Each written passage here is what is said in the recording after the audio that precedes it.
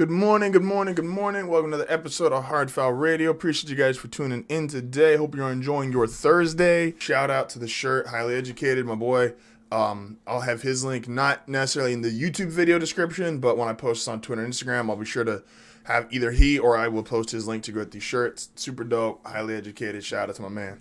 Now, we've been kind of conditioned to believe one thing in the NFL, really above everything else. We've been conditioned that a quarterback fixes everything. Now, let's take out the top 1% of quarterbacks.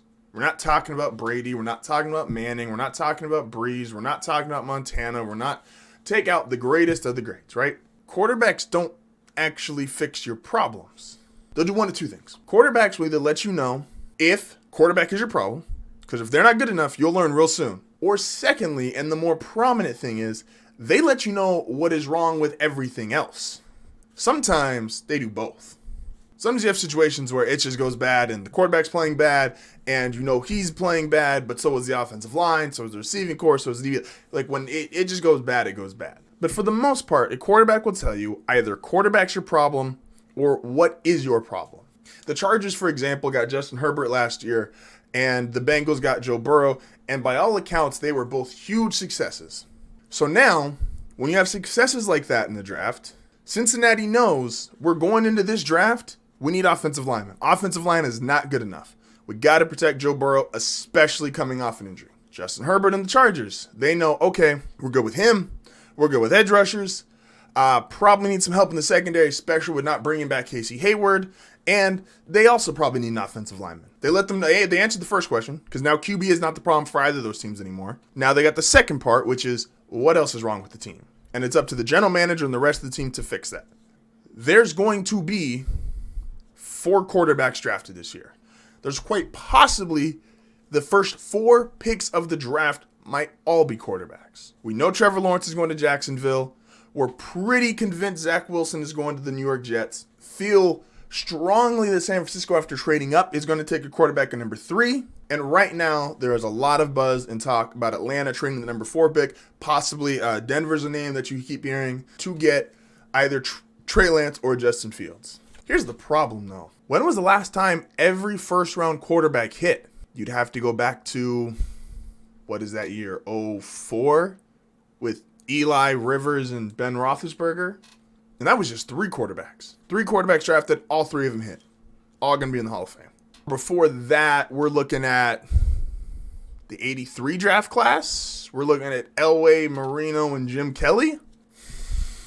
And there's some debatable years in there. You could argue there's years where 2 guys could hit. We were of the belief the 2015 class with, I believe it's 2015, maybe 2016 class with Jared Goff and Carson Wentz. It looked like within their first 3 years, they both hit. Both their teams got to a Super Bowl. Carson Wentz's team won one even though he wasn't there. So we think sometimes the guys are going to hit. But now, Jared Goff, Carson Wentz, they're both on new teams. It's really hard to get the right guy at quarterback. So, out of these 4 teams, all of them are going to get questions answered. Number 1 pick, the Jaguars, they're going to find out. If Trevor Lawrence is the guy, which we all believe, pretty much all assume he's going to hit, not a whole lot of chance for bust here, best prospect in forever, the Jaguars should get to know, all right, this is what else is wrong with our team. And for the Jaguars, it's a lot. But they'll get a for sure answer. If Trevor Lawrence is as good as we think he is, they'll know for sure what's wrong with our team. The New York Jets, who think they know what's wrong with the team, bring a new general manager, bring in a new head coach, fresh start, get Zach Wilson, and they believe they know what's wrong with the team. They will build around Zach Wilson, hoping that he hits. But he will confirm, was Sam Darnold the problem, or was it the rest of the roster? Then you have the Niners, who should be in the best position here. The Niners should feel like, with everybody healthy, we're bringing back a potential top 5 defense. We're bringing back a good, not great set of offensive players. Line, receivers, tight ends. We believe, as a team 2 years removed from being in the Super Bowl, if we get consistent play at quarterback, we'll be right back in there. They just don't think Jimmy is the guy. So the Niners will learn that they believe they have all the other pieces figured out. They believe it's just quarterback that's wrong. And if they fix quarterback, boom, they're right back in being a Super Bowl contender. Then there's the 4th team. We'll use Denver for this example because Denver's been the most actively talked about team, trading up to that number 4 pick. Defensively, they brought back the guys they wanted to. Denver just re-signed. They brought back Von Miller, re-signed Simmons, re-signed Kareem Jackson. Bradley Chubb will be back again now, 2 years removed from his injury. Offensive line, they get Juwan James back. Garrett Bowles is coming off an all-pro season. Dalton Risner is coming off a possible Pro Bowl year. At center and right guard, they finally have some consistency. They've got good young receivers, Judy, Tim Patrick, Cortland Sutton, Noah Fant, the tight end. Denver believes. Last year they thought Drew Lock was the guy. This year, not as convinced, you could say. If they believe a quarterback fixes it, they think we got everything else, it's just the quarterback. The problem with all of these, though, like I said, quarterbacks are going to find out one of two things. You're going to find out quarterback's wrong, or you're going to find out what else is wrong. Whoever busts, all that goes away. And I'm not rooting for anyone to bust. I'm not rooting for anyone to get to the league and fail. I'm not rooting for someone to not live up to their expectations. But this is how you become a team who is constantly choosing in the top 5, top 10 of the draft. You can't get this right. And when you can't get this right, you can't figure out how to get anything else right.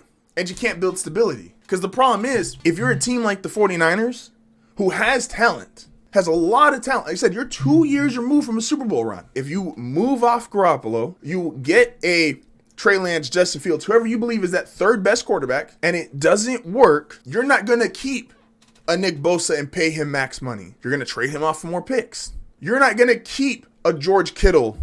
You're going to try to move off him. You don't want to pay him top tight end money to be going 6-10, 5-11. Look at the Jets. The Jets traded off several guys during these last, essentially since the Mark Sanchez years. The Jets have had a couple really good players. They trade them away. They get rid of them because you don't want to pay top money if you are not competing or viable for a playoff spot because you're not getting a good return. If you're the Broncos, then you think the fourth best quarterback is better than Drew Lock. If you think Justin Fields and Trey Lance ever falls to number 4, if you think they're better than Drew Lock and they whiff, you're not going to want to keep paying Justin Simmons. You're not going to want to keep paying your offensive line this amount of money. You're not going to want to keep paying when any of your receivers become available to get a contract. You're not going to pay those guys top tier money. A quarterback will let you know, was the quarterback play good and what positions do we need to improve at? And it's just rare. It's actually not just rare. It's never happened where we've had 4 quarterbacks selected in the first round and they all hit. Someone is headed for a terrible, terrible spiraling out of not just being relevant, but being a consistent top 10, 4th place, irrelevant franchise. 4 guys just don't hit. It just doesn't happen. It's never happened. It's hard to imagine it will just happen magically and easily this time. That's how it goes, man.